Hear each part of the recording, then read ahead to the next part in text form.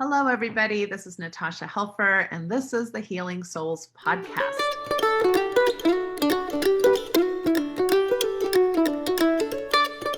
I am so excited to be back today. I am especially excited because my guest is not only a world-renowned, cool, awesome guy, but also a personal friend. So, hi, Christian. It's so nice to have you on the show today. Thanks so much for being with me.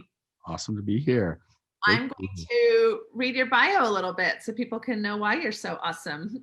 So, Christian Moore is a licensed clinical social worker. He's an advocate for youth. He's an internationally renowned speaker. He's the author of a book that I highly recommend called The Resilience Breakthrough: 27 Tools for Turning Adversity into Action. He has created the Why Try program, which has been implemented in over 25,000 organizations. He specifically works with a lot of schools and other entities that are trying to help, underprivileged youth. So I am super excited to have you here. And we're going to talk not only about resilience in general, but I'm excited in particular to talk about resilience in the form of relationships, given that we are like a few days before election. Today is October 30th of 2020. And we've obviously had, a lot of, I think, just chaos in our country about political diversity and things of that nature. So, all right. Does that sound good? Is that a good place to start? Great. Wow. Those are big subjects. Right? So, Christian, why don't you start out just by telling us a little bit about yourself? I mean, I know about your background. I know a little bit about how you grew up and kind of personal challenges maybe that you had to face and how you started maybe thinking about resilience from a personal perspective that then helped you put this all into place maybe for, kind of a larger systemic view. So is it okay for you to dive into just your story? Yeah. It's interesting. People always ask me, what's the number one thing you have to be resilient? If you had to put it down to one word, resilience is the ability to bounce back. And so until suffering shows up, you don't have anything to bounce back from. And some of the challenges, some of the suffering I had, it often happens early in our lives. So take you a little bit of my personal journey. I grew up in between DC and Baltimore in the great state of Maryland. My dad was a code breaker for NSA, was a cryptanalyst, but was autistic. He was brilliant, but very, very intelligent. You could say to him 5,896 times 852, and he could instantly rattle that off the top of his head. And then my mom had something called social phobia, generalized anxiety disorder, had a fear of leaving the house. So there wasn't a lot of food to eat in my house growing up because of that. There's usually pickles, olives, and tuna fish, Natasha. So I'm going to write a cookbook one day, 101 ways how to eat those 3 times. I love it. So I had this mom who, again, was just dealing with intense anxiety, a dad who's autistic. As a child, I was diagnosed with ADHD, conduct disorder, and severe learning disabilities.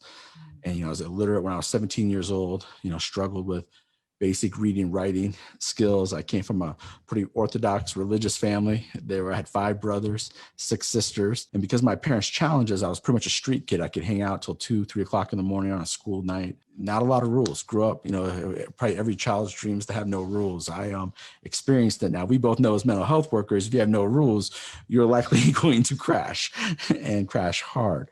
And so I had quite a few crashes growing up, but just, struggled, but was very lucky. I had these kids I was running around with. I'd run around with these older kids, and many of them were drug dealers and stuff, but they looked out for me. They're like, Christian, if you use drugs, we'll kill you. If anybody messes with you, we'll kill them. So I was like the safest child in America. I was a white kid. A lot of these older kids were African-American, friends and people just by geographic where I was living, and they looked out for me. They even nicknamed me Mighty Moore. I was the smallest one in the group. So your street kind of nickname is the opposite of your persona. If you're really big, they call you Biggie, but I was really small. So they called me Mighty Moore. Luckily, and probably the only reason I'm talking to you right now, Natasha, is one of my best friend's moms, an African-American lady who I endearingly call Mama Jackson. I was good friends with her son. She sees me out there late at night. She knows what I'm out there doing. And she's like, look, you can't hang out with my son anymore. You can't keep running these streets. And she did an intervention. A long story short, she said, look, Christian, a couple of days later, if you'll start going to school every day, I want to see your report cards. If you start answering to me, you can come eat in our house anytime you want. And so it's kind of an informal foster care situation. So, being able to spend some of my childhood constantly in an African-American home had a huge impact on me and how I see the world. I'm sure it had a huge impact on me becoming a social worker. For example, she'd sit out in front of my school sometimes for an hour, 2 hours with a warm plate with, food wrapped in it and talk to me about my challenges at home in the neighborhood school. I remember her just saying to me, Christian, I can't get rid of the challenges, in this environment. You have every reason to be angry, to be frustrated, but you have to use that anger as a reason to turn in your homework, stay in school. Now I realize those were the first seeds of resilience that anybody planted in me. And because of Mama Jackson coming into my life and having a huge impact, we've been able to now run over, some of the work we're doing is over 30,000 schools. And 2 years ago, she got the National Rosa Parks Award. And so it's kind of come full circle from my crazy childhood to Mama Jackson getting the Rosa Parks Award. And I know I'm probably covering way mass distance here really quick, but when I talk about Mama Jackson, I got to kind of give you the whole story. I was the first one in my family to go to college, graduate from college. And it's because of her. I wouldn't have had that opportunity to do that, especially with learning disabilities. I was on a college campus with a 6th grade math level, 7th grade reading, writing level. People with learning disabilities, make up a high percentage of people on our welfare rolls, in our youth correction system, our adult prison system. So I started studying in college the impact that learning disabilities has on poverty and crime and different things. When I started seeing those statistics of how the learning disabled impact those populations, that's the other thing that kind of got me interested in being a social worker. Then just my own life experience struggling academically, I got really interested in what role resilience, plays in that, and could resilience be an equalizer a little bit when we're dealing with all these different social challenges and social situations. And that kind of became my big picture interest a little bit. I love that. I love that. And I mean, and we have so much research out there, especially for youth, that one person, one mentor, one significant adult can make it or break it for any, an adolescent, a teenager. And so your story about Mama Jackson is really pretty profound, that she was able to see you spend energies on you when she had her own children and her own family and her own system to take care of, and how impactful that can be to be a mentor. So I just throw that out there to remind everybody, if you're in a space where you can offer anything to one, amen, absolutely, out there, it makes a huge difference. I mean, there's a good chance I could have ended up in prison or lots of different challenges in life. I still had challenges, but there's no way I would have had the opportunities I had if she hadn't taken risks. It's interesting. I was talking to her the other day, and I've never shared this, but I never had this perspective, is what I should say. But she was like, "Look, Christian, I was helping you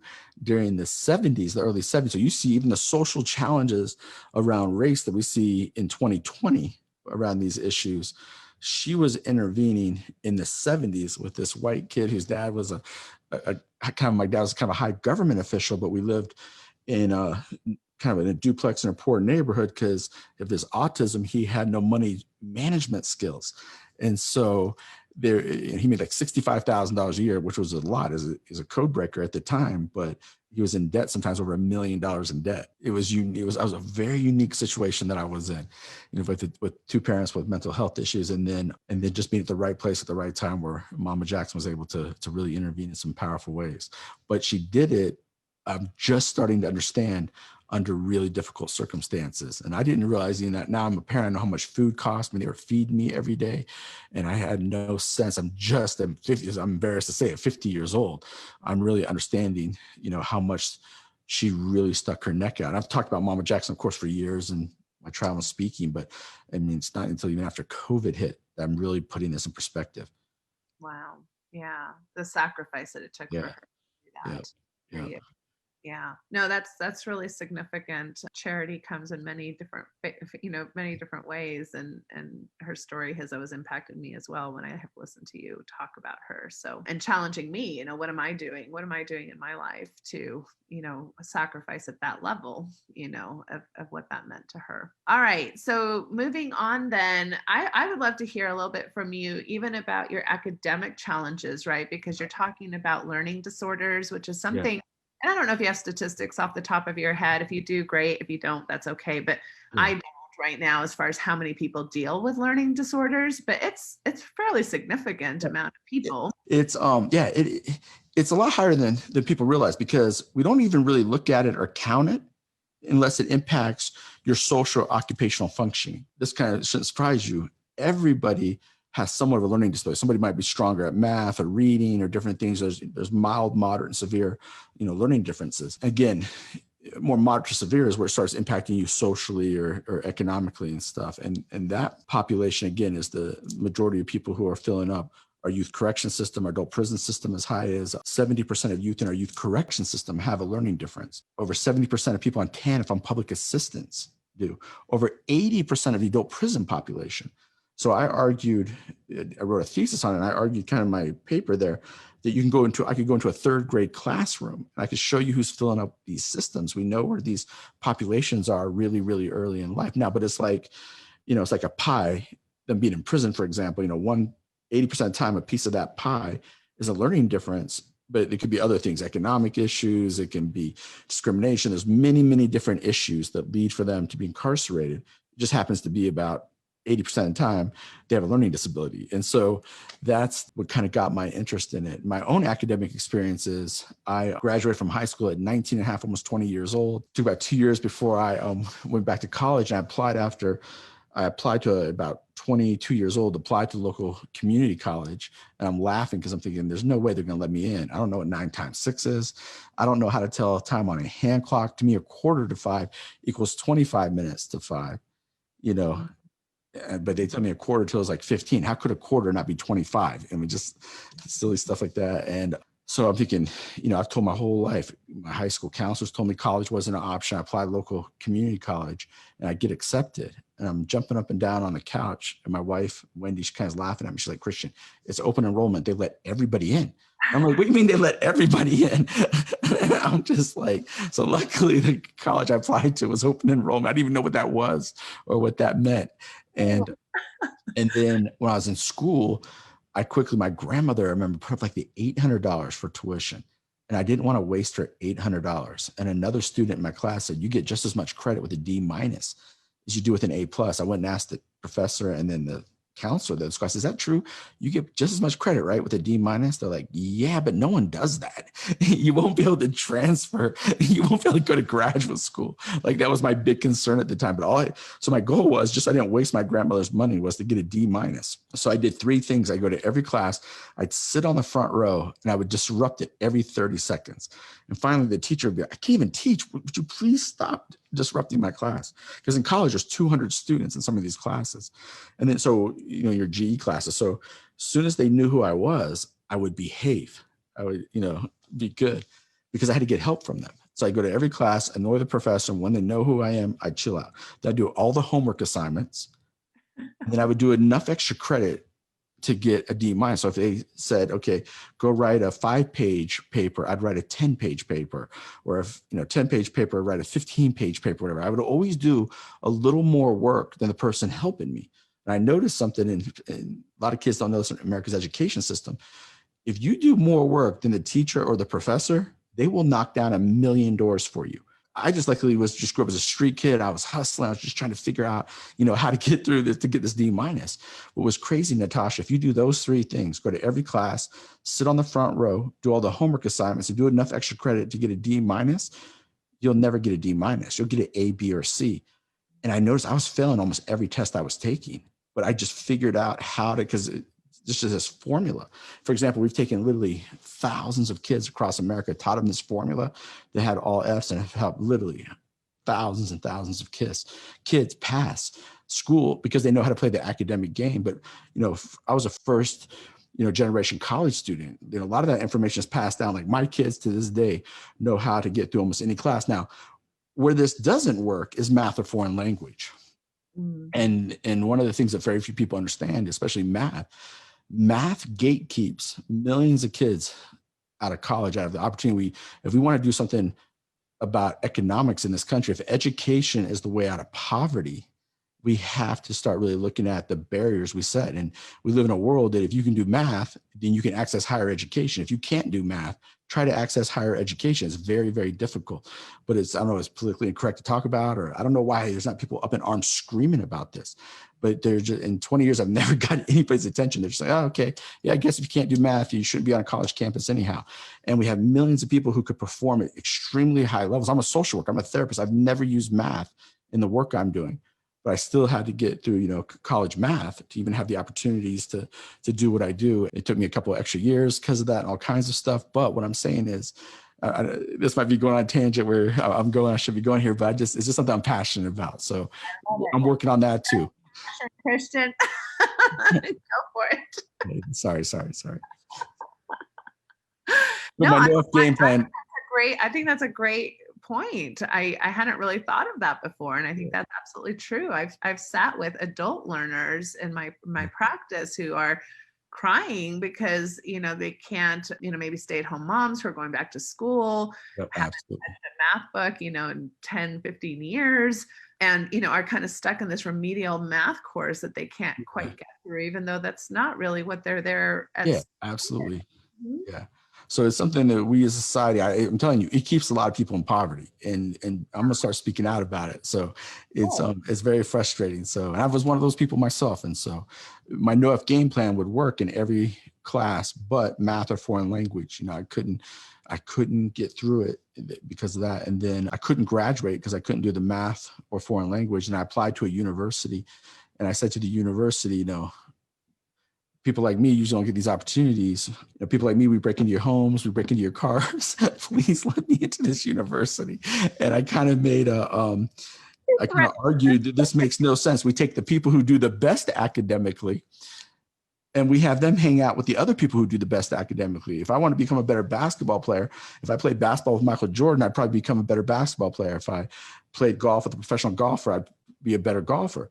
But we do the opposite in our society. We take the people who struggle the most academically, and they spend the least amount of time with the people who do the best academically. One of the reasons I'm a little smarter is I get to hang out with people like Natasha. I get to talk, I get to have conversations with people who raised my game. I said, if we really want to do something about poverty, why would we not take people who struggle academically and have them spend time with the people who do the best academically? I've had the opportunity to write a book, to be a commencement speaker in the School of Education at Johns Hopkins. Is because I got to spend, 8 years hanging out with some of the top PhDs in this country. You take that opportunity away from me, I'm not having this conversation right now. I'm not Christian Moore, the author of the Resilience Breakthrough. I'm not impacting millions of people, but I got to be mentored. Even though I had a 6th grade math level, a 7th grade reading and writing level, I got to be mentored by some of the top people in my profession of mental health, took me under their wing. And so I have a debt to pay, a tremendous debt to pay with that level of investment in me. And so just one of the things that works me up a little bit. You got me fired up today, Natasha. I usually get this on a soapbox. I apologize. I'm usually more of a goofball, but I don't know what it is today. Maybe we're getting too close to the political, the politics, because people are always talking about welfare reform, poverty reform, economic reform, social justice. These are issues that we got to start looking at through a different lens. Yes, right. No, I'm all with you. And I think this all actually I don't see it as a tangent. I see all of this as the conversation of resilience. And so when I think about, your approach to your academics and the risks that you were willing to take, and I'm not expecting you to go through your 27 tools on this podcast, but no. What are some of the kind of bulleted points that kind of fit into your ideas about what resiliency is? And how did you start talking to some of these teenagers about that? I remember, some of your stories about going into a classroom and, as usual, teenagers are looking at you like, what the hell is this guy going to tell me, right? Or like, who's this guy trying to do anything in my life? He doesn't get me. He doesn't know what I'm going through. So how did you start kind of breaking through that kind of generational gap a little bit? And also and some of these kids that you were talking to were in juvenile hall or were already in prison or were the ones who were getting the Fs. What were you starting to talk to them about? Yeah, well, the first thing I had to do is figure out how to put it in a language that's relevant to them. So my organization, the Y Tri organization, we deliver everything through a multimedia delivery system. So the child visually sees it, they hear it in music, they physically do it. But the the main message I started realizing was when I spent 8 years in college, I spent $65,000 on my education, and it was basically in positive psychology. What we say to ourselves is going to lead to our actions. It's going to lead to our behaviors. So if you have opposition, if you have something that you have to bounce back from, you have to be resilient from, you probably want to tap into positive emotions. But what hit me early on in my career was, wait a minute, if you have opposition, if you have suffering, if you have pain, you're likely going to have negative emotions. I don't know about you, when life sucks, life's difficult, I feel sad, hurt, depressed, angry, anxiety, fear. And what started hitting me was, wait a minute. One, we demonize those emotions tremendously, which are as normal as breathing. If you have opposition, if you have difficulty, if you're dealing with relationship pains, family pain, your own emotional, the greatest war we fight is between our ears. So as soon as those negative emotions kick in, I just started wondering, wait a minute, could they be a fuel source? Could they actually be a resource to me? And again, it was lucky I had Mama Jackson. Now I look back, I'm sure Mama Jackson, she was passing that on from generations. Her great great grandparents were slaves. And so coming down, they had to channel opposition and negative emotions for years. I just happened to be from, the culture I was raised in was not to be vulnerable, to try to be perfect, to always make good decisions, to have a good thought. A good thought would probably come from God. A bad thought would come from the dark side. So, this is how I'm raised. And then now I'm a therapist and I'm working with kids and families in crisis. And I started realizing pretty quick, man, if I can't show them how to create a productive outcome with their negative emotion, we're not going to get that far in the change process. Like, they could think about this. You have twice the fuel to bounce back if you can access positive emotions and negative emotions. That's what kind of got my attention. And then I started realizing we could take children by third grade and we could teach them the minute they feel sad, angry, nervous, or fearful, nothing's wrong with them. They're literally experiencing the human condition. It's okay. I mean, we have something like between 40 to 60,000 thoughts every day, and 46,000 different thoughts and emotions every single day.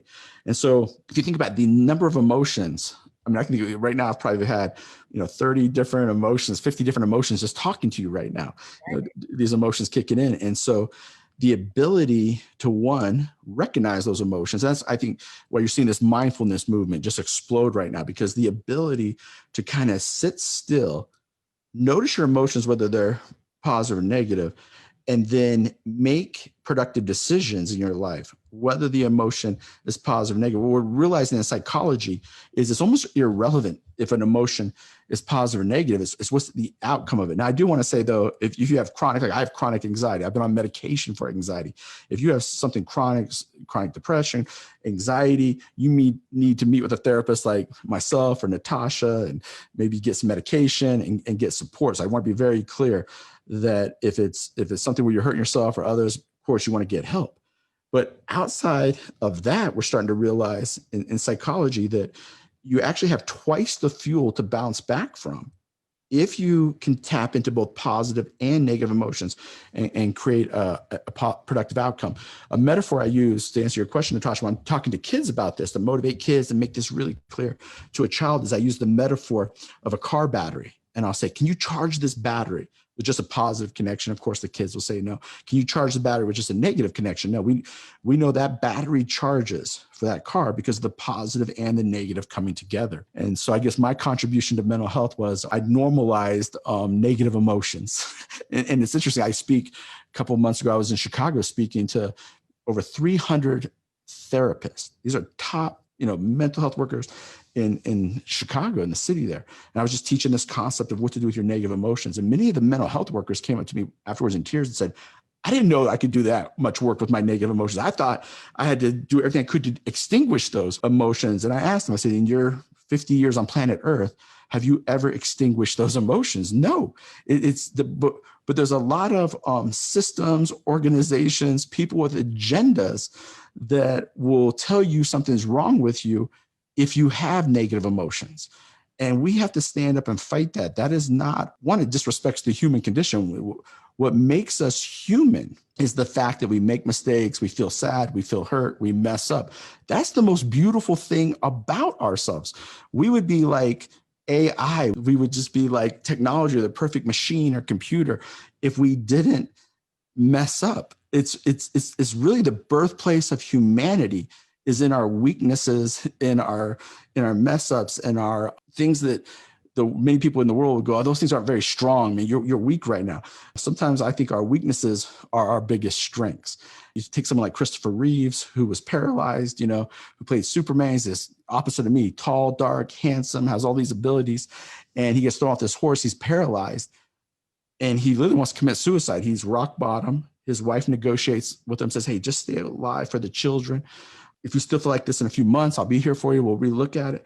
But let's see if we can make a difference in the paralysis community. He took anger, sadness, depression, and he just channeled that into his rehab, into what he was doing to make that comeback. And when I started studying his life, Oprah took being physically abused, sexually abused, and she felt rage, she felt anger, and she said, you know what, I'm going to change the world with this pain. I know enough about Natasha has done the same thing. Natasha said, man, I've dealt with stuff in my life. I'm going to use this to help the world heal. I mean, not Natasha, your story is a powerful story of doing this. And it's people like you, it's people who have the ability to say, hey, I've been through something, but I'm going to create more love, more healing on the back end of this. That's the second most powerful thing I've ever learned, is this ability to be resilient.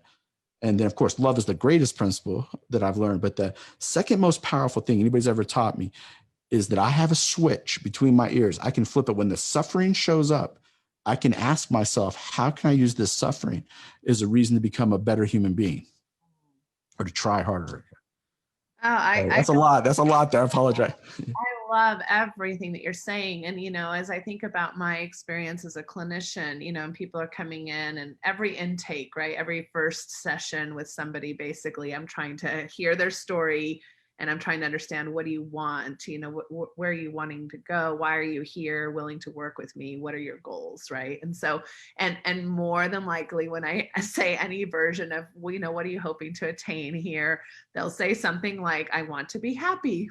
I want to be happy. I want to have a happy marriage, right? I want to have, it has usually the word happy in it. Yeah. And so I love when you talk about the complexities of feelings, because happiness, happy is one feeling. And like very well described, we have, bajillions of feelings every day.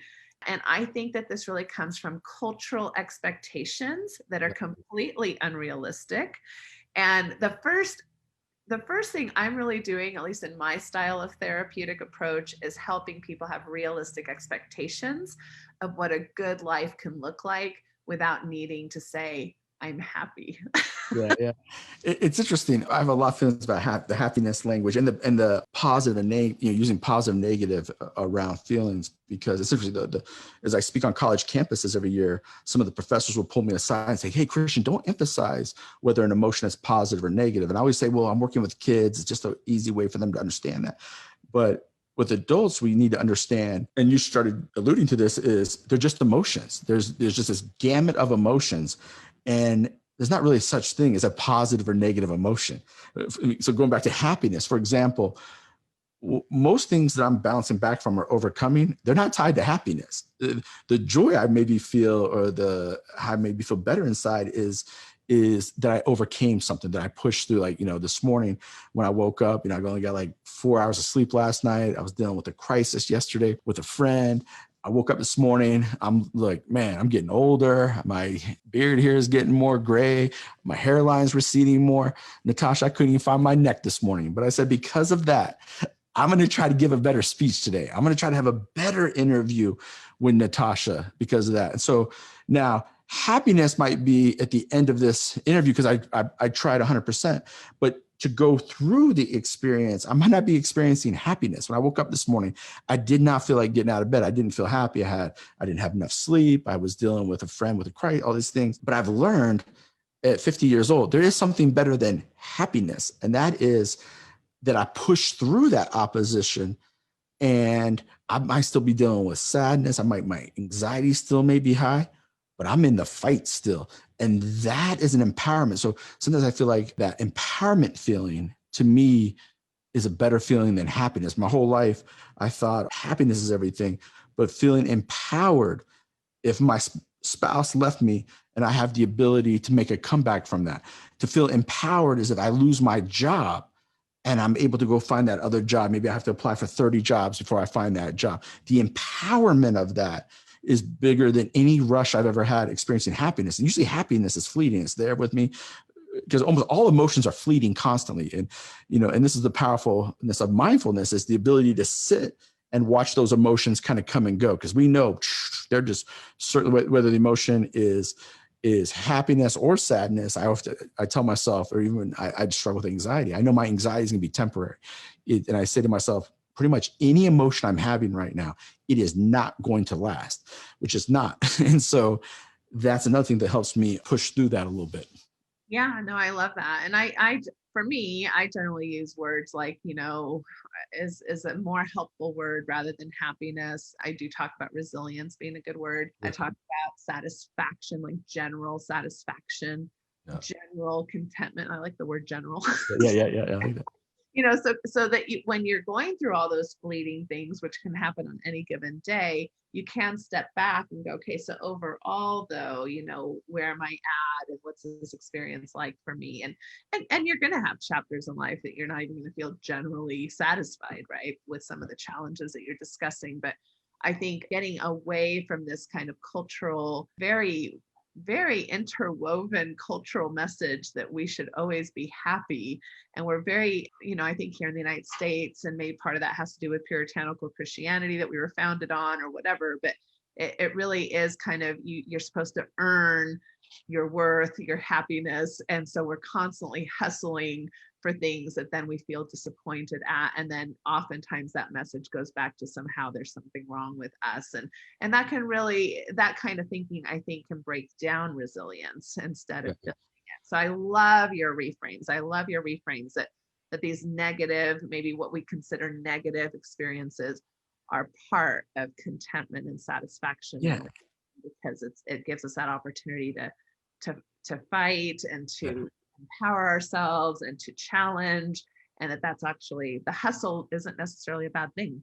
No. And what makes humans so amazing is, first, we're already resilient. I mean, if you don't think you're resilient, just think about your ability to adapt to so many things. We know change is the most constant thing, and humans just adapt. And it's funny, so many things I look back at, I just adapt to in dysfunctional ways. It's just, I grew up in a home where both my parents had pretty intense mental health issues. So as an adult, I'll stay in relationships, I'll stay around people that could be emotionally abusing me or different things because I have crazy tolerance. Does that make sense? Because I was around so much dysfunction in my childhood that now at 50 and becoming a therapist, I have to really step back and go, all right, Christian, you don't just have to accept things. It's funny, like there's a very personal example, but I have all the ability to go to the dentist, right? So my wife recently said, Christian, just go to the dentist. I said, oh, that tooth is hurting.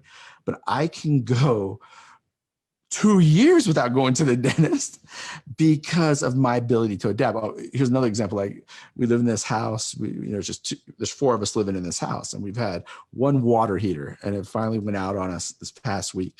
And now we have 2 water heaters, so everybody can take these warm showers. But we just adapted to having all these weights in between. My wife grew up really poor, grew up in this little duplex. And so we're just laughing at our ability to just adapt to anything, whether there's food in the house, whether you have to take a cold shower.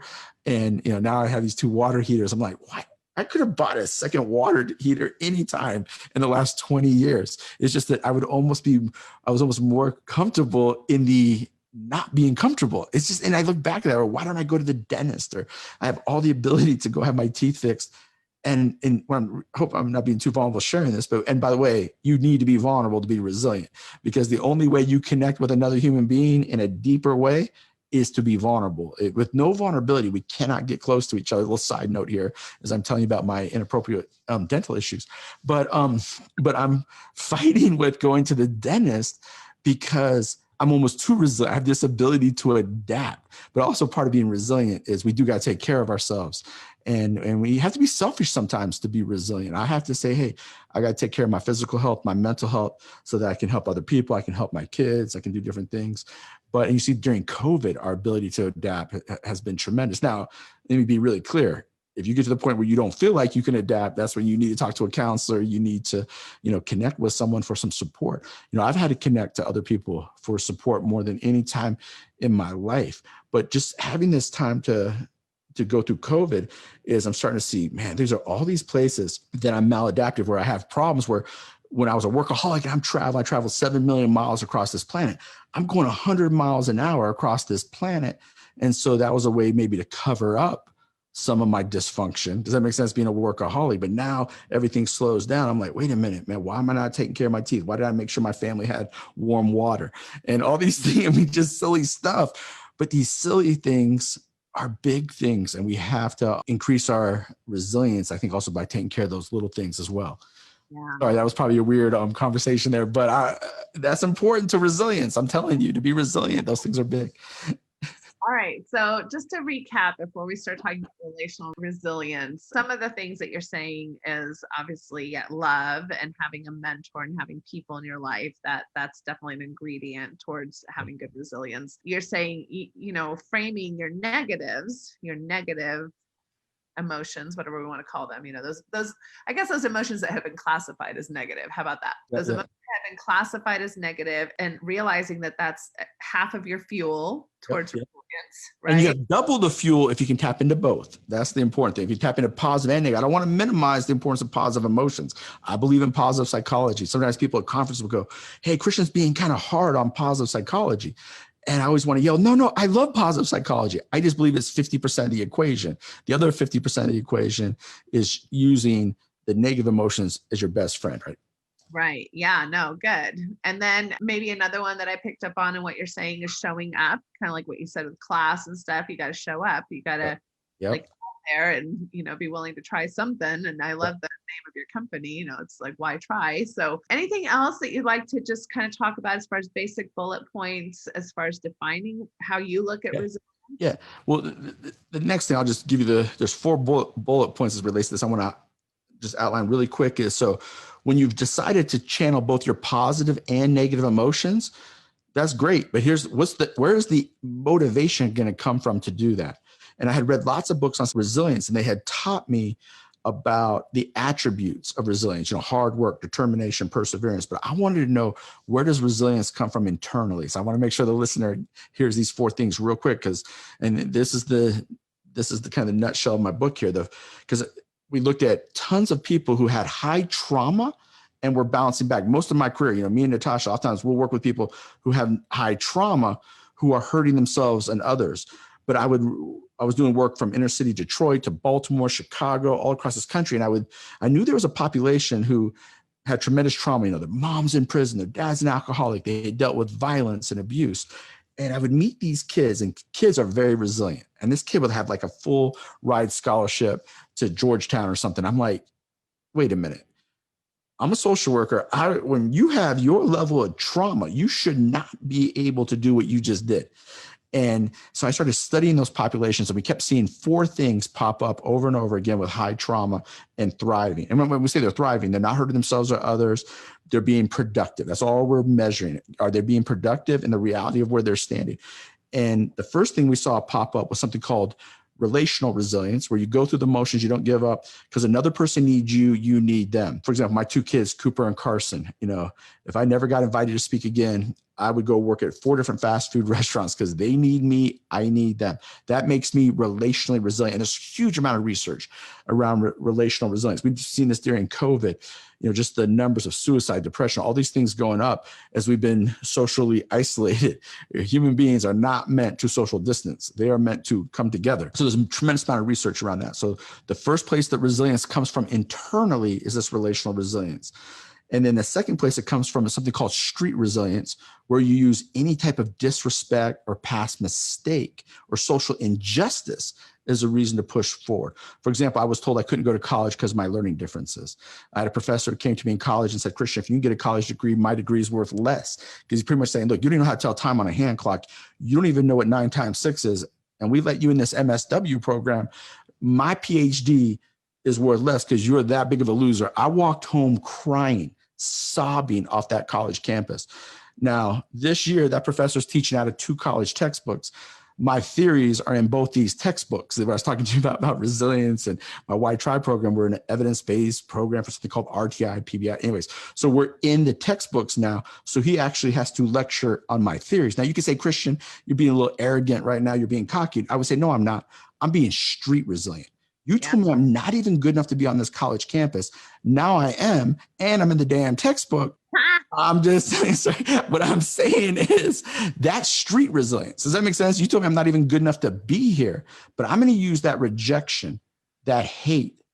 And so human beings will just respect each other over height, weight, shoe size, skin color, belief system, culture, background. You see America divided right now so much because our street resilience is just human beings love to put down another human being. We don't know why that quite is, but because it makes us feel better, whatever that is. But there's no shortage of haters and disrespecters out there. You have a massive resilient advantage if you can use other people's disrespect or putting you down as a reason to become greater. And we see this with so many, Michael Jordan getting cut from the basketball team, Rosa Parks being asked to sit at the back of the bus. That's street resilience. When you say with Nelson Mandela in the prison camp for 27 years, and he, brings reconciliation into South Africa, to use hate, to use disrespect as a reason to become greater. That was the basis of the civil rights movement. Dr. King understood if they come at us with the fire hoses, with hate, disrespect, we're going to try to come back with love, with forgiveness, with nonviolence. And that's what changes the world. That's street resilience. And so that's the second place resilience comes from within. And then the third place is resource. Go ahead. And it can have a hint of cockiness in it. I think. Oh, yeah. It's attitude. That's what we call street. That's the street. No, I appreciate you pointing that out, Natasha, because let me tell you, it offends some people. But in this, they're like, oh, yes, I did. Is yes. Healthy. Yeah. And that's the street. And there's a difference between arrogance and cockiness. Now, if I didn't use it to serve other people, does that make sense? I use it to make sure other people heal. I try to give back. You have to pull other people out. When you've been able to overcome a few things, you got to reach back behind you. I'm from Maryland. Maryland's the crab state. There's a metaphor of a bunch of crabs inside of a pot. If you put a bunch of crabs in a pot and you don't put a lid on the pot, the crabs can't get out of the pot because the other crabs are reaching up and pulling them down. You got to make sure you're the crab reaching back and pulling them, throwing them out of the pot with you. And that's what we have to start doing in this great country. We have to help keep pulling each other out of that pot and do that service. And then the third place resilience comes from is that resource resilience. And that's where you maximize your talents, your abilities, people, assets, the resources around you. Nobody can be resilient in a vacuum. That's what I was saying to you earlier. Like, I got to take better care of myself. It's okay. Even though I grew up how I grew up, I felt guilty having 2 water heaters, like literal guilt over 2 water heaters. I needed to work through that. Guilt that I have the economic resources to have my teeth fixed, but I don't do it. Does that mean, see, that's resource resilience. I'm hurting my resilience when I'm not doing those things. Does that make sense? When I'm not taking care of myself, that I'm hurting my own personal resilience.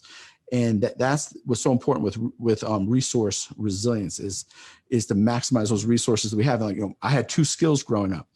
They sent me to the principal's office every 5 minutes for what? Speaking nonstop. Today, I'm paid to speak nonstop. This is the greatest country in the world. And so that's resource resilience, just maximizing the reality of your personality traits, what's unique about you. Now, a lot of people will say, when's he going to stop talking? Does that make sense? Well, I'm not going to stop talking because I use talking to help heal myself, to heal other people. I was born a talker. I'm going to die a talker. Resource resilience.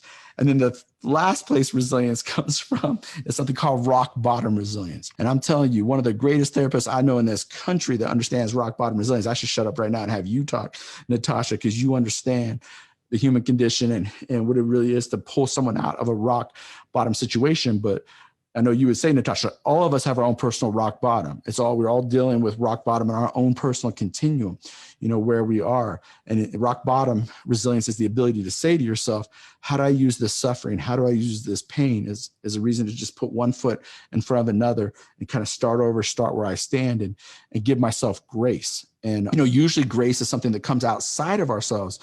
I end my book, The Resilience Breakthrough, with something called self-grace. We have to give ourselves grace first. If we give ourselves grace first, I promise you the grace you get from outside of yourself, wherever your belief system is, however you're accessing hope, you're going to continue to access it longer if you forgive yourself first. But the kryptonite of resilience is if you cannot forgive yourself first, and your head hits the pillow at night and you don't forgive yourself and you're beating yourself up, it's almost impossible to want to fight back that next day to be resilient. So we have to give ourselves forgiveness. We got to give ourselves grace. To mess up, to make mistakes is just part of the human condition. And it's what's most special about you. Because if you didn't mess up, you didn't make mistakes, again, you would be artificial intelligence. You would not be human. The beauty in being human is our weaknesses, trust me. And so we have to be able to give ourselves that grace in our imperfections.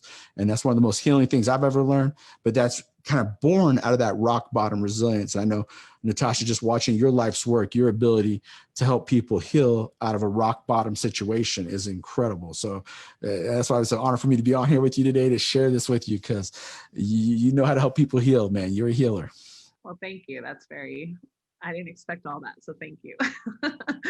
I love this self-grace thing. I think it's a very difficult concept. I think, again, we come from a culture where there's a lot of reward and punishment type of, I don't know, kind of processing. And so I think we're very hard on ourselves, oftentimes the inner critic, all those kinds of ideas. And especially when you are really struggling, it can be very easy to come up with all the reasons being about yourself, right? And your failings, your shortcomings, etc. So I love that you bring this up, because I think this is just a really important aspect. And one of my things that I love to say all the time is yes, and I probably bug everybody by now because I say it so often, but yes, how do we take responsibility for the things where we maybe have fallen short or have hurt somebody or have, or are aware of our own weaknesses, because we all have them, and also stay in this space where we have compassion for ourselves, for others, and not expect that we're going to have everything figured out, which is, I think, what you're saying. And so that's a tricky thing, especially in a culture where I don't know that we get a lot of role modeling about that, and where we are often told, yeah, why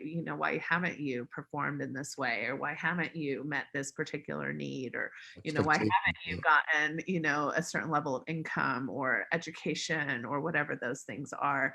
We're not good at systemic blame. I'm a big fan of systemic blame. I think our systems, we all come from somewhere, and wherever we come from, those spaces are broken too, right? In some way or another. We don't come from perfect systems. I think when we can share the responsibility, we do a little bit better. It's not just me, it's where I come from. It's the cultural messages. It's, it's the water. We only know what we know.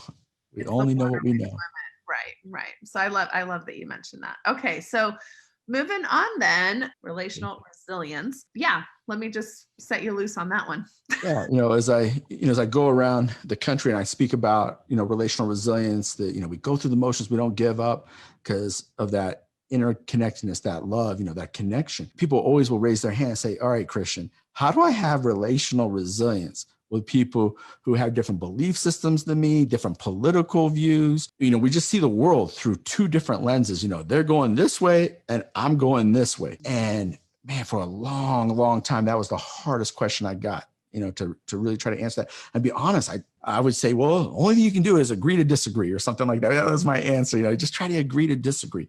And I don't know about you, Natasha, every time someone has said to me, let's you and me agree to disagree, I'm walking away thinking to myself, one, they didn't really get me. They didn't hear what I had to say.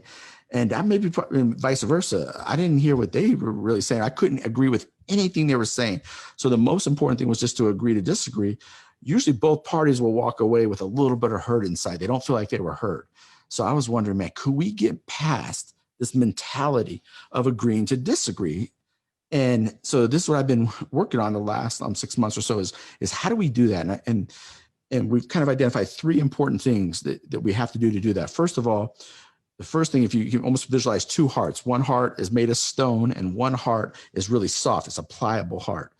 And the bottom of that heart, as it comes down, there's the word, love. And in the world of resilience, if we're trying to help someone bounce back, we know there's two types of love. We have conditional love and we have unconditional love. Conditional love is I'll love you if ... I'll love you if you're Republican, if you're a Democrat, if you vote for Trump or you vote for Biden or whatever the situation is. I'll love you if you have my views, my beliefs, you see my God, you see my world. I'll love you. As a business owner, I have to be conditional sometimes. If my employees don't do A, B, or C, it's conditional, man. I might have to let them go, right? It's a conditional relationship. But here's the thing. If I'm trying to help a human being bounce back, we know human beings are much more likely to be resilient and bounce back in an unconditional environment, that they know they have value and worth, whether they succeed, whether they fail, they have value and worth because they're breathing in oxygen. They're a human being. As a therapist, I've worked in over 200 prisons across the country. And I've worked with every demographic. Even my fellow therapists will say, hey, why would you work with this person? Do you realize the crime they committed? Or whatever? Look, I condemn the crime. I'm always 100% against what someone does to hurt someone. But I believe in humans. I'm going to try to figure out, how do I help that human being heal? Does it make sense? They're on earth breathing in oxygen. I want to be unconditional with them. I'll let the universe, whatever, can judge them. Look, I'm not judging anybody. I'm just going to say, hey, the person in front of me, they have this, they need everything I need. They need to be heard. They have wants. They need to feel free. They need to feel support. They need access to water, food, shelter, all these basic things. And so we know a human being can bounce back much easier in an unconditional situation. If I said to you, who are the 3 people you most like being around, it's usually going to be someone who knows your strengths and they know your weaknesses, but they treat you the same. My wife, Wendy, trust me, has been more than unconditional with me. Mama Jackson would always say to me, when you're on death row, the only person that's going to visit you on death row, Christian, is me. And I knew she was serious. Now, I haven't made it to death row yet, but she knew, I knew in my heart, Mama Jackson was showing up if I ever ended up in prison on death row. And that's probably what kept me out of prison, is that level of unconditional connection with her. So again, if we want to control someone, we want to dominate someone, we want to influence them, create a conditional relationship. If you want to free somebody, create an unconditional relationship. And so this, as it relates to resilience, bouncing back, it's so important that it's unconditional. The other thing I've challenged people to do is write down all the relationships in your life that are conditional and unconditional. And I promise you, if the balance is, if it's way more conditional relationships, your anxiety is going to be higher. Depression is going to be higher. Fear is going to be higher. If most of your relationships are conditional, if you can flip that and most of your relationships are unconditional. So I spent half of my life in both of these worlds. I spent half of my life with most of my relationships conditional. And I've spent half my life in the last, let me tell you, 50 on, but for about 42 years of age and older, I made sure that most of the relationships in my life are unconditional, and my happiness went way up. Anxiety went down, fear went down. Almost every day is more enjoyable when you have more. So I get literally hundreds of emails from people, letters that have done this. Just, you want to get the fastest place to happiness, have more relationships that are unconditional. I know Natasha here, man, if I was in trouble, if I made a mistake, Natasha, she would at least talk to me. Does that make sense? If I messed up, she ain't going nowhere. And it's cool to have those type of relationships in your life. Because again, a lot of my life, I didn't have that. The second place so we're going to the kind of the top of that heart. The second thing we have to tap into to have relationships with people with opposite views on us is we have to literally be okay with being wrong. I read a book that blew me out of the water. Catherine Schultz wrote this book, is entitled just On Being Wrong. And my head exploded when I read this book. I encourage all the listeners, please read this book. What hit me was, I come from generations, particularly men, they could not be wrong. And I'm probably the first generation in probably 200 years that told my boys that their dad is probably more wrong than right. So Cooper and Carson, my 2 kids, when they ask me a question on pretty much any subject matter, I'll give them 2 or 3 different perspectives on it. I'll give them my view, and I'll say, but I want you to know, this is there right now. All this politics is going on, all this debate in America. Who's right? What do we do about all these issues? And I give my kids both perspectives, man. I want them to understand both perspectives, but even a third or a fourth perspective, and even their dad's perspective. It's like looking at a tree. I would never want my kids to look at just one view of that tree. I want my kids to walk to the right of the tree, and maybe on the right of the tree, they see a bird's nest. They keep walking, they see a broken branch, but they get go around the entire tree. They have 3 or more perspectives, because usually one perspective is not going to do it. 2 perspectives is not going to do it. 3 perspectives, you might be starting to get, but at 50 years old, I'm realizing even if I have 3 different views on one subject matter, I'm probably wrong. I probably got to go into the range of 4 or 5 views on any topic to really understand what's going on. And if you only see something from one perspective, I promise you have a blind spot. There's no question about that. That debate is over. If we see things from one view, you have a massive blind spot. And you guys, I spent, again, probably 45 years of my life looking at any issue from a one view perspective. And I cannot tell you how powerful it is to be able to one, be okay with being wrong. And the beautiful thing about being wrong is you can pivot faster. I love being around people that can be wrong because we can problem solve on things. We can expand our minds. We can expand our visions. But the minute I'm with someone that's thinking black and white, it's this way or the highway, one, I usually can't get close to them. There's limits on even what I can have a conversation with them about. Everything's limited in a 1 or 2 perspective view. And I thought, even a couple of years ago, when I was in graduate school studying social work, and I started learning about paradigms and how we see things, to see things from 2 views would be spectacular. But I'm telling you, a 2-level view will still give you massive, massive blind spots. And so the first thing we have to do is be unconditional to get along with other people. And then I need to go to school on their view. They need to go to school on my view. And you don't do that. There's no reason for me to understand your view if I know I'm right.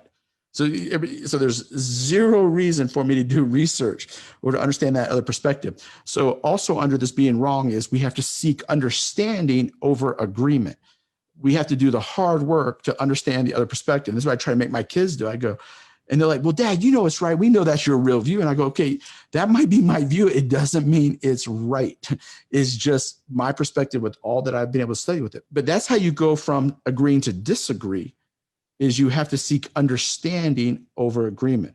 We have to seek love has to transcend belief, going back to unconditional love. So we have to have that unconditional love, and then we have to be able to be wrong. And then the third perspective is seeing things from 3 or more different perspectives. I've already alluded to is that's that other part of the heart. Now, the opposite of this is, of those 3 things, is, conditional love would be the stone heart, if we're going metaphorically speaking, my way or the highway. I'm right, you're wrong. Then you just have that one perspective, and then you see things, you can't be wrong, and then you see things from one view. And those are the 3 things that when I'm having conflict with someone, I ask myself, am I approaching them in an unconditional way? Do I see myself 100% right and them 100% wrong? We're not going to have a relationship. And then I got to fight intellectual narcissism. There's a form of intellectual narcissism when I'm never wrong. It's everything on that. I was an intellectual narcissist over half my life. So I promise you, there's no one who's a bigger hypocrite than me talking about these 3 things. I mean, it took me till I was 50 years old to realize I've got to see things from 3 or more different perspectives. Otherwise, we are again. So you've got unconditional love. Unconditional love. It's okay to be wrong. Be wrong. What was the third one? And to see things from 3 or more different perspectives. Yeah. I was combining those 2, the last ones together. Okay. And I have one more we just recently added. I wasn't going to go into, but you got me fired up. I just want to share it because it's you, Natasha. And that is the African-American community. I've been talking to lots of African-American leaders on the phone. I was just on the phone the other day with Dr. Virgil Wood, who's one of Martin Luther King's good friends, very close friend of Dr. King. And I was talking to him, and Miranda Beard, one of the first African-American women leaders of the National School Board. And they're saying, hey, Christian, listen, you got to figure out, you can intellectually talk about this stuff, but you got to figure out where the change of heart comes from. What causes someone when they're having a political difference, they may feel maybe more superior because their skin color, or whatever the issue is that we're dealing with. They said, Christian, why don't you stop and think about what causes a change of heart? And we're pretty early working on this, but this is what we have figured out. We're kind of excited about this, is you cannot hate someone. I was talking to a gentleman who, let's just say, has some white supremacy tendencies. And I said to him, has anybody in the African-American community ever met all of your emotional and physical needs? And he said, no. And I said to him, listen, if someone meets all your emotional and physical needs, you could not hate them. See, That's the change of heart. The minute someone else is meeting all your emotional and physical needs. For example, if I'm raised by African-American parents, which I spent time being raised, I'm a white kid raised by African-American parents part of my life. It's one of the reasons I'm a huge advocate in the African-American community, because of that experience. If I didn't have that experience, maybe that's not who I am. But because, Mama Jackson met all my emotional and physical needs, I'm going to be an ally. If I was raised by two fathers, I would be a tremendous ally in the LGBTQ community, because I understand it's exposure. Almost to everything we experience, it comes down to exposure, and we cannot hate. So whatever you hate, go live with it, spend time with it. And I promise you, once those emotional and physical needs are being met, because we can look across all of society, whether it's if your religion meets all your physical and emotional needs, you're going to stand up for that faith till the cows come home. If your country meets all your physical and emotional needs, you can defend your country. Whatever meets. What hit me, the reason why this hit me, I was literally thinking about this, and my dog Bandit jumped into my lap, and this dog's licking me, hugging me, going crazy. I'm like, wait a minute. This dog, if I ask myself, if I stop meeting this dog's emotional and physical needs, would it be licking me on the face, hugging me, going crazy every time I come home? It's because we cannot hate what meets our emotional and physical needs. So what we're excited about is just getting that message out to more people. And before when we're hating on something, if I'm not liking Biden voters, I could say to myself, man, are any Biden voters meeting my emotional and physical needs? Is a Trump voter meeting my emotion? As funny as that sounds, but I promise you, I would guess that most of the people who are voting for Biden or Trump, they're hanging out with people who all their emotional and physical needs are being met in that world, in that viewpoint, in that mentality. And so it's easy for me to cast my vote either way, depending on where those needs are being met emotionally and physically, and you could argue intellectually, maybe in politics more. But, me and Wendy have been married for 27 years because we continue to meet each other's emotional and physical needs. The minute me and Wendy do not meet each other's emotional, physical, intellectual needs, we will likely not stay married. I mean, that's just the way this world works. And so it's the awareness of that I think we can make huge progress in those areas. So those are kind of the 4 places that we have to go from just agreeing to disagree. We have to have unconditional love. We've got to be able to be okay with being wrong. We have to be able to see things from 3 or 4 different perspectives. And then we need to be able to, ask ourselves this question: am I hating on something because it's not meeting those needs? And usually what we love is what's meeting those needs. And I think we can stop a lot of hate in this world if we just have that awareness. Mm-hmm. I'll be quiet. Sorry. I'll get fired up. That. I mean, other ways maybe that I would have thought about that is, you can't always, well, this may not be totally true, but you can't hate what you know. In other words, if I know somebody, usually if I'm in relationship with somebody, and if they don't agree with me or all those things, because I've got plenty of, family and extended family who have different political views, who have different religious views. I have friends, in that position.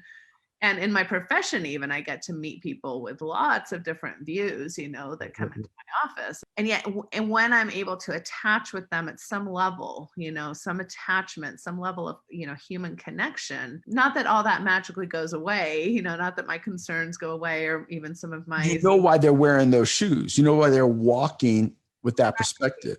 You get why they maybe cast that vote, or they didn't cast that vote. Not that you agree, but you understand. And that's Right. Empathy for where they're coming from. And you have to agree with them, but we have to start seeking understanding over agreement. We live in a world that we value agreement more than anything, and we got to stop that. Yeah. And I do a lot of mixed faith marriage work, right, with people where, these days there's a lot of people leaving organized religion, and that leaves a lot of marriages kind of in this space where, like, well, wait a minute. Yeah. When we got married, we were both Catholic, right? Or we were both Jewish, and now halfway through our life, one of you is kind of changing a direction that the other one didn't expect. And so that's hitting close to home, where they're having to deal with these disagreements as you're talking about. And so one thing that I kind of start out all of my work with that on, which I think kind of goes with what you're saying, is that intimacy isn't sameness. Like, I think the goal that we think we want is to be the same with somebody. And I do think that that's where we originally connect with people, is with something similar, right? Like when you think about dating somebody, it's like, you want to go get pizza? Well, yeah, if I like pizza and you like pizza, we're the same on that. I feel a little bit of connection with you, right? And if all of a sudden you have an idea and I agree with it, oh, wow, and then by the fifth idea, it's like, we're meant to be, and I love you, and you get me. So we initially bond, usually in that sameness category where we are in agreement, right? And then of course you start rubbing into all the ways that you're different, and that's when you 10 years down the road are in marriage counseling, right? Because you're like, oh, you're not the same as me in a lot of ways, and you're starting to annoy the hell out of me. You have to remember, as adults, we developmentally change as adults too, and we're not staying the same. So when people change political views or spiritual views or whatever, I also think we need to start honoring that we're not the same person at 50 years old that we were at 40 years old or 30 years old. And I think oftentimes when a spouse or someone wants to keep us in that box, when we're just going through natural progress, natural developmental stages of adulthood, that I think that's another thing that we really got to understand. And that's why it's important that both partners are doing both the work, man, that they're both on their journeys, that we respect each other's journeys to not stay the same. Yeah. And exactly. That's exactly. And so again, it goes back to realistic expectations. I think sometimes we haven't been given great messages about what to expect from life, from marriage, from ourselves. Yes. I just wanted to say, I think that last point of yours, as far as changes of heart, really come from many ways of framing things that we haven't really been taught from the very beginning. And I think empathy, you mentioned empathy as a huge one. Empathy and understanding, that the people change and change. I mean, again, going back, and we talked about this a few minutes ago, but the most consistent thing in the human condition is change. Nothing stays stagnant. It doesn't stay. And you try to keep things the same or stagnant, it's going to catch up. And so it's what makes us the most resilient. Humans are the most resilient thing to ever walk this planet, because our ability to adapt is really our superpower. Yeah.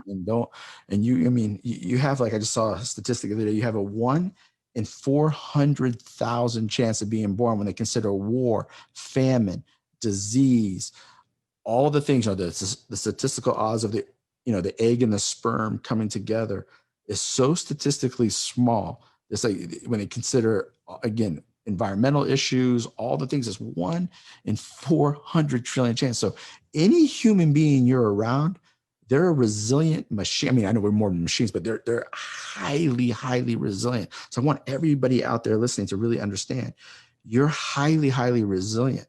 And if you want to increase your resilience, especially in relationships, is put as much flexibility as you can into those relationships.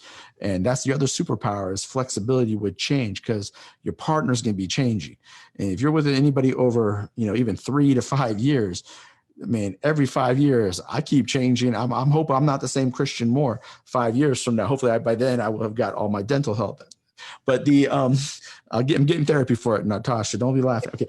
But what I'm saying is, I don't want to be the same person 5 years from now. I don't want to feel guilty if I have 2 water heaters, whatever. What I'm saying is, these things from my childhood that have haunted me my whole life, and that we are haunted by, we got to let our spouse, and you should be proud if you're in a relationship and your spouse feels autonomy, or your partner feels autonomy to make changes. You should be proud that you create a safe space for them to learn, to grow, to change. That should be a beautiful thing, not a bad thing. And so keep that in mind. That flexibility is so, so important, because, that's that in resilience is flexibility. The more rigid you are, the less anything lasts. I mean, we see more things break down in wintertime because of that rigidity. Winter creates, cold creates rigidity. So the more rigid things are, they just don't last. And the more we are rigid in how we perceive this world, how we perceive other people, how we view cultures, politics, faith, all these things, we got to create flexibility as much as we can. I love that. And you've shared some vulnerabilities. I'll be vulnerable too. I'm currently going through a divorce, and a lot of what what you said about, again, that's something that in our language, in our culture, how do we talk about divorce? It's like a failed marriage, right? And so again, it's from that perspective of a failure, something incorrect. And one thing that my husband and I have been really working on is kind of this idea of like really honoring the fact that we spent a lot of time growing up together, right? Right. We spent a lot of time creating a family. Absolutely.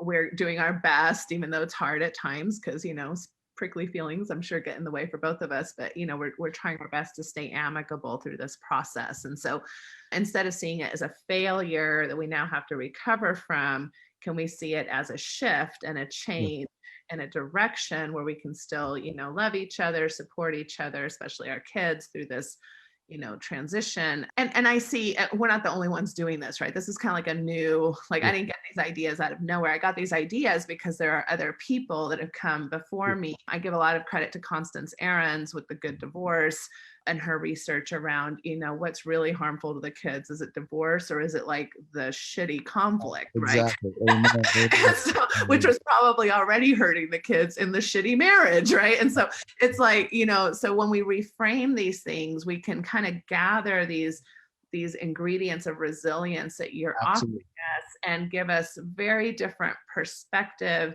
that I think is very meaningful. If I choose the story that I'm a failure, versus if I choose the story that, my husband and I are unique individuals with strengths and weaknesses, and we're shifting in a way that, is sad and yet good. It's a mixture of things. Boy, life can look a lot differently within my own head and experience, depending on which path I go. And that's a challenge, especially when there's so much encouraging me to to choose the story of sadness, failure, fear, broken dreams, all of that. Does that make sense? Absolutely. I mean, look at, I've met some of your kids. I mean, you have amazing kids, amazing family. Amazing kids. Thank you. Thank you. Thank you.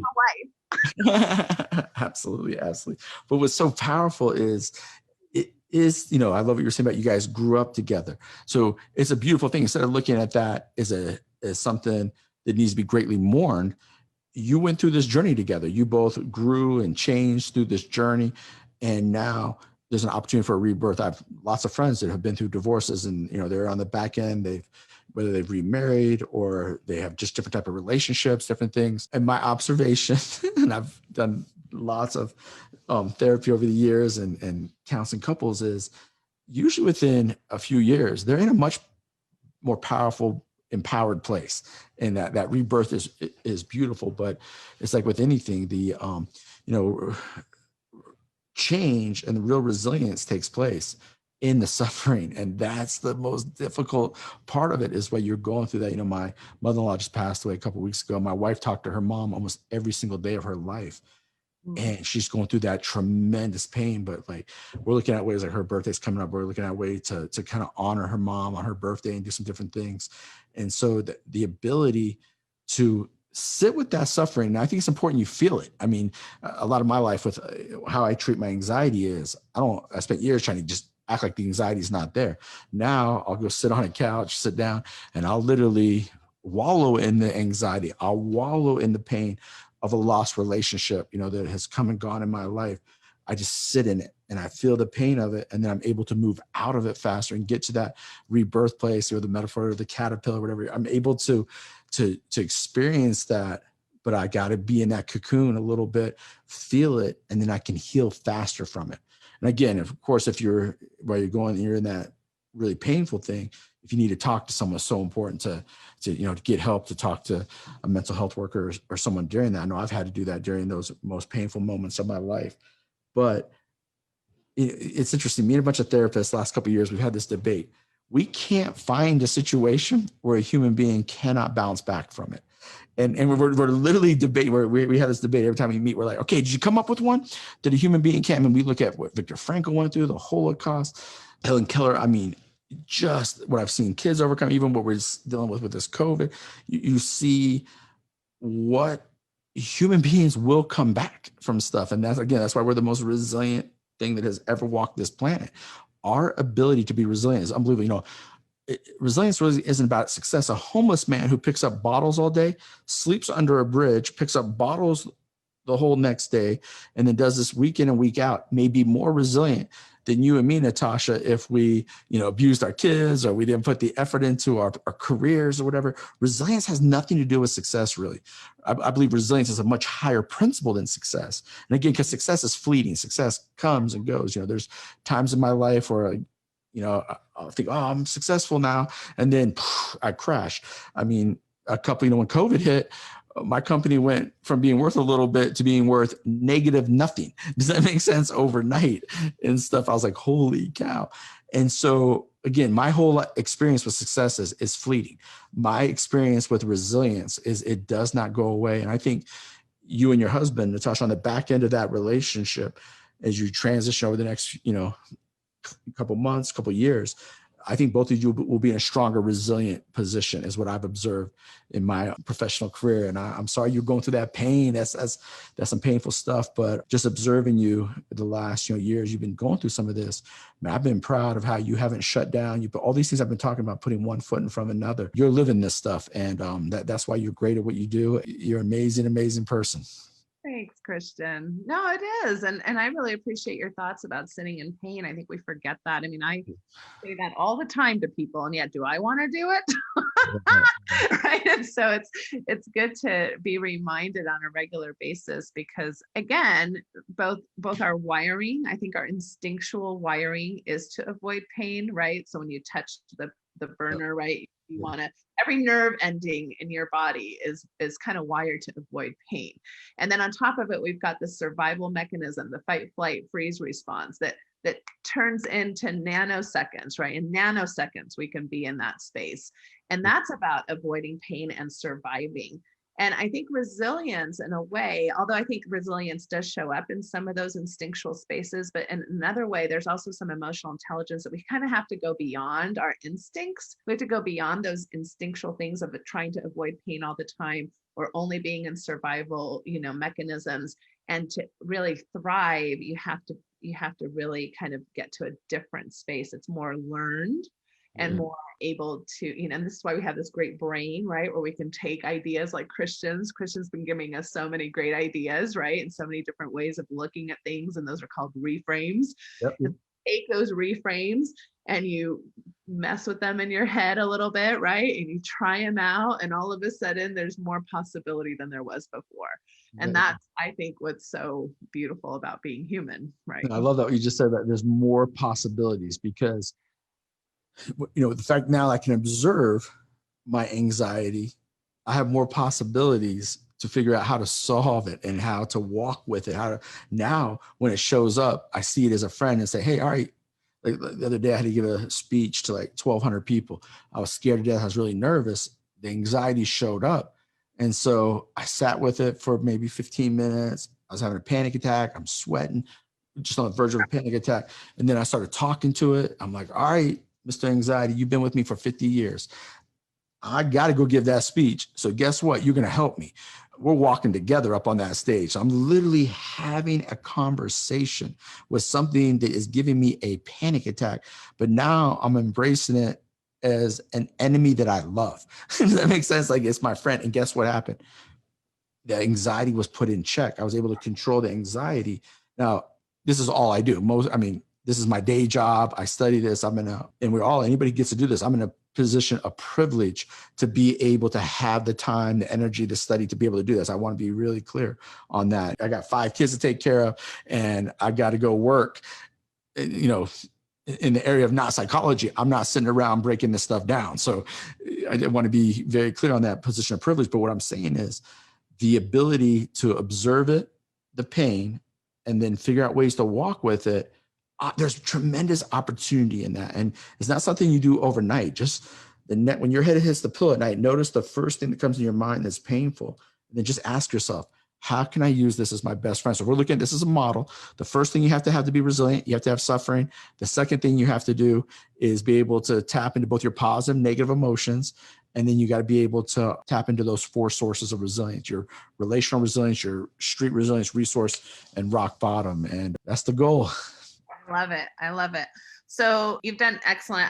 This is one of those podcasts where I'm sorry that my dog is barking. You're fine.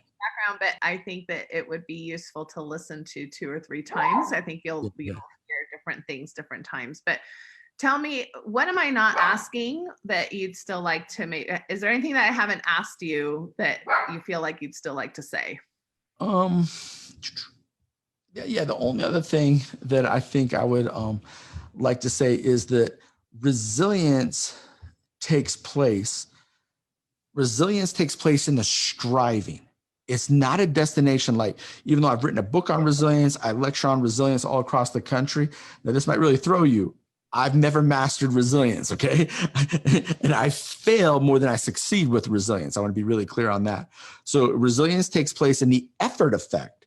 I've never reached total resilience, but the resilience shows up in the striving. And that's just, I want the listener to really understand that it's not a destination. It's when you got out of bed today and you felt lonely or depressed and you showed up to work, that's resilience. When you're agitated with your kids, but you sat there patiently with them and talked it out with them, that's resilience. When your dog was barking and you're in the middle of a podcast and you just get up, you pick the dog up, you still have a smile on your face, you're not freaking out, you're just doing the best with the reality. All we can do is adapt. I mean, what you just did there was adaptation, but it's not perfect. Nothing's perfect. This podcast isn't going to be perfect. I mess up all the time. And I just think we have to give ourselves that grace when we're not perfect, when we mess up. And resilience has nothing to do with being perfect. And you got to start, like, I've been trying to walk for this past year, and like, I'll walk 3 days and I'll get lazy. I won't walk for a couple of days. And then, but I've already committed that I'm going to restart over and over and over exercising, because otherwise I'll go a whole year and not exercise. If I don't already, I've already predetermined, if I miss a day of exercise, I'm going to keep it going. And I think that's what we have to do, is just give ourselves that forgiveness when we don't mess up and already have predetermined to continue to strive. And resilience takes place in the striving, not the destination. That's the last thing. Love that. I love that so much. And so does Lola here. Oh my word. That's an incredible dog. Wow. Cute. She's protecting my territory. But what I really love about that is that just what you just said is it takes everything from failure to an ongoing journey. Because even like diets, right? Like, how many diets have I started, or how many times am I trying to be more nutritionally healthy or exercise or whatever? If every time you mess up, which you're going to do all the time, it's deemed a failure, that's going to be a different story than what you just said, which is just, it's an ongoing. And it's to be human. It's what makes you special, is that you don't stick to something, that you're not perfect all the time. Give yourself that grace, start over. If I don't give myself that grace, I don't have any desire to start over. So, I mean, today I'm going to try to get my exercise. Yesterday, I didn't get my exercise in because I was speaking all day yesterday. I was exhausted at the end of the day, and I didn't exercise. I was so mad at myself because I was committed to doing it yesterday. I didn't do it, but I'm going to do it today. So I got my exercise shirt on right now. As soon as I'm done this podcast, I'm going to go out and I'm going to exercise. And then if tomorrow I don't, I'm not going to beat myself up, because I know I'm doing the best I can with the reality of the war I'm fighting between my ears. We're all fighting this war. And we all have to give each other grace, and we have to be okay with being wrong. Because if you can't be wrong, there's no reason to listen to anyone. There's no reason to change your views, your perspectives. We got to give ourselves grace when we're wrong. And we have to be able to do that with other people too, because the human condition, again, is to mess up, but we're also the most resilient people on the planet. And I know we got to end this here real quick too, Natasha, but I got to get you on my podcast as well. So I'm going to get you on it. Yes. So I want you to tell us all the things that you do. So you've got the Resilience Breakthrough book, right? Yeah, you got the book, The Resilience Breakthrough. Yeah. And then we have the podcast, The Resilience Breakthrough podcast. We have some incredible guests on there. We had Aaron Gurel from Freedom Riders on there. Daryl Scott from Rachel's Challenge, whose daughter was killed in Columbine, but this guy does amazing work now. He's reaching millions of kids across this country. Just incredible guests. And so if you're interested in the subject matter of resilience, please check out the Resilience Breakthrough podcast. Also, we have a free parenting guide right now during COVID that teaches how to have resilience within your family. If you just go to whytry, WHYTRY, whytry.org, on the homepage, you can get our free parenting guide. And we've had now almost 70,000 families have downloaded this free parenting guide on resilience. So all this stuff I've talked about, how you can do it with your kids, how you can do it in your home, and it's completely free. And it took us years, it took us 4 years to develop that. So I promise you that's a good deal. We just decided, hey, during COVID and what's going on, that's our way of giving back to this great country, to our community. So please check that out. And I just want to thank you for the opportunity to be on here. It was a lot of fun. And I just want your listeners to know, I mean, a lot of people interview me about resilience. I do interviews all the time about this, and you're someone who has really lived it. A lot of times the person interviewing me, I don't know them as much personally, but just observing what you've been through the last year, man, if someone's going through something difficult, your ability to help is incredible, because you're one of the people that really understands this topic of resilience. And so it was an honor to talk to you about it. Thank you, Christian. And I'm going to link to all of that. And I too think that you're an excellent example of resilience. And I have so much respect for the work that you're doing. And thank you so much for your time today. I'll commit to doing a walk today, and you and I and your wife need to set up a dinner date. I know we talked about that a while ago. We need to. It's just, again, we could, but see, I want to talk about it. I want to role model this for the audience. It's interesting. At 50 years old, pretty much all the friends I still have in my life, when I let them down, like, Natasha is a workaholic like me. We work. We want to take all the stuff we've learned in our work and share it with the world. And so it's easy for us to go two different directions. But here's the beautiful thing. I have probably, 10, 12 friends in my life. Even if I'm not there for them or they're not there for me, it's unconditional. They will show up. They'll be there. They're like family, even if we can't connect all the time, because it's not maliciousness, it's just life. Life is complex. And I really encourage the listener out there to create relationships, have relationships in your life where if you're not perfect, if you don't meet their needs perfectly in that moment, then they're gone. Those are not long-term relationships anyhow. And so, and they're not that's probably not the safest place for you long-term, but it's taken me, again, almost 50 years to have those type of relationships. I want to encourage people out there and what you do is in the beginning relationship, you just say to them, hey, I'm going to let you down. You're going to let me down, but we're going to be there for each other. And I love those relationships, man. And so I really encourage people to look on how to create those type of relationships. I need to do more work on that or put it in one of my next books. But anyways, man, we got to create some connection in this world. We got to have more unity. And I love what you're doing to make that happen. Thank you, Christian. Thank you so much for your time. I love what you're doing too. And we'll talk soon. Thank you so much. Hey, you guys, you're the best. You're the best. Talk soon. All right, bye-bye.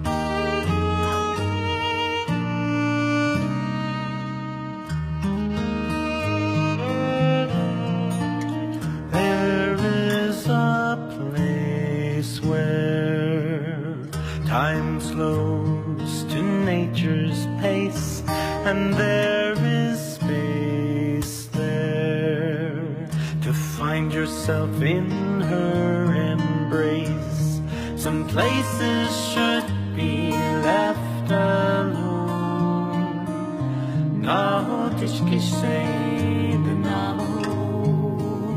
So we can always go to the homeland of the heart.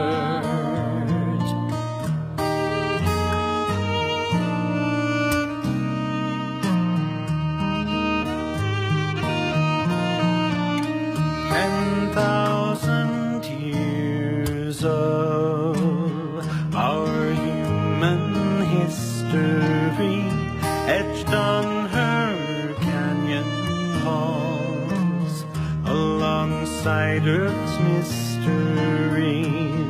Some places should be left alone.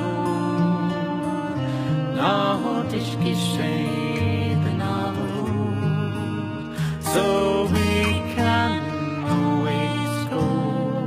to the homeland of the heart, to the homeland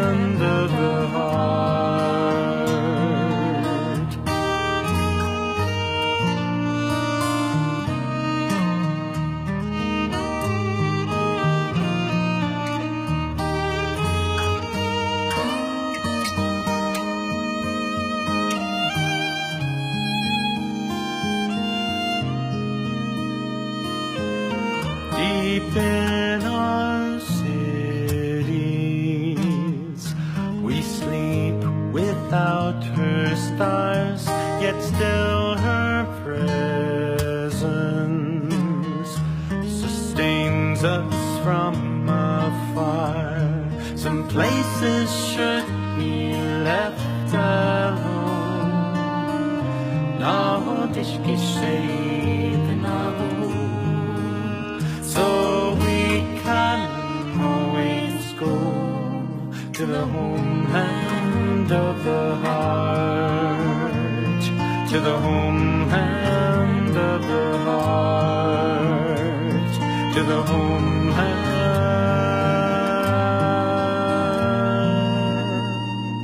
of the heart.